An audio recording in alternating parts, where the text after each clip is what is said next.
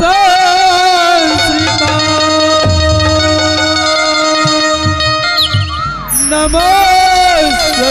नमस्तस्यै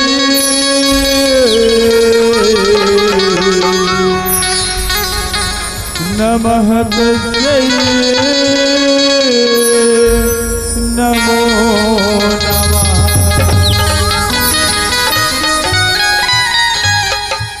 दुर्गा दुर्गति दूर करो मंगल करो सबका।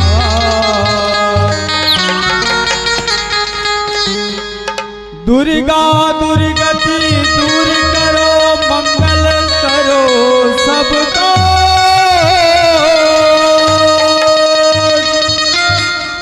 मन मंदिर उज्ज्वल करो मां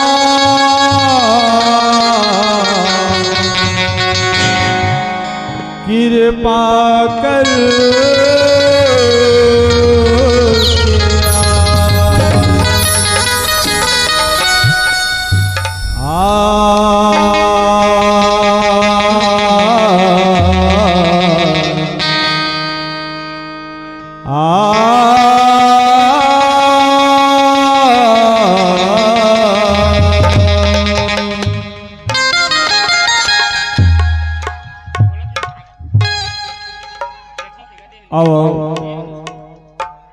समस्त ग्रामवासी ग्राम दामापुर के हेलो दाई दीदी बहिनी मल्ला हेलो हेलो भैया मल्ला हेलो हेलो हमार छत्तीसगढ़ी छैला नाच पार्टी छत्तीसगढ़ महतारी के ढहल्ले सादर प्रणाम जाथे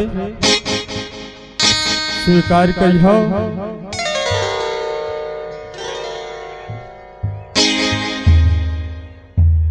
बोल छत्तीसगढ़ महातारी की जय।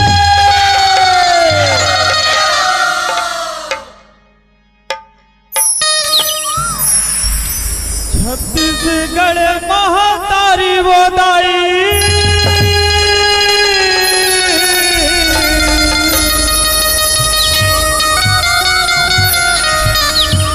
छत्तीसगढ़ महातारी वो दाई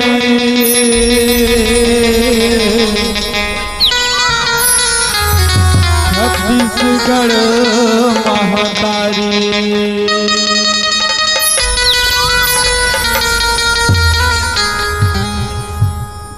तोर को रामा खेलाओ कूदाओ छत्तीसगढ़ महातारी। तोर को रमा खिलाओ कूदाओ छत्तीसगढ़ महातारी। तोर को रमा खिलाओ कूदाओ छत्तीसगढ़ महातारी। तोर को रमा खिलाओ कूदाओ छत्तीसगढ़ महातारी। ये छत्तीसगढ़ महातारी बताई छत्तीसगढ़ महातारी वो छत्तीसगढ़ महातारी। छत्तीसगढ़ महातारी बताई छत्तीसगढ़ महातारी वो छत्तीसगढ़ महातारी। और गोरा मखेला कूदाओ छत्तीसगढ़ महातारी। और गोरा मखेला कूदाओ छत्तीसगढ़ महातारी।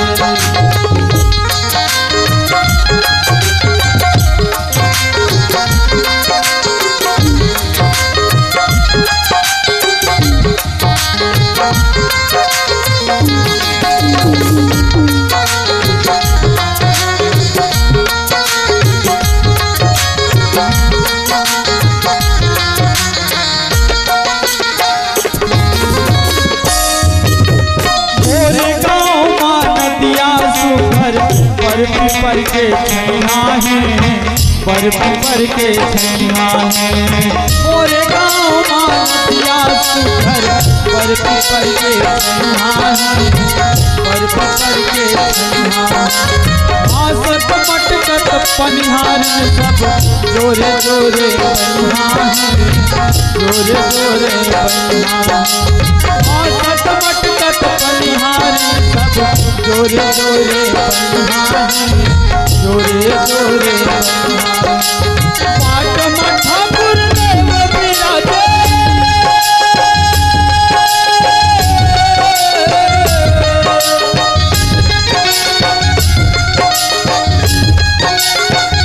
पाट मठा गुरुदेव विराजे घाट शीतला गाई वो तो तोरा बखेरा गाओ छत्तीसगढ़ महाकाली तोरा बखेरा गाओ छत्तीसगढ़ महाकाली।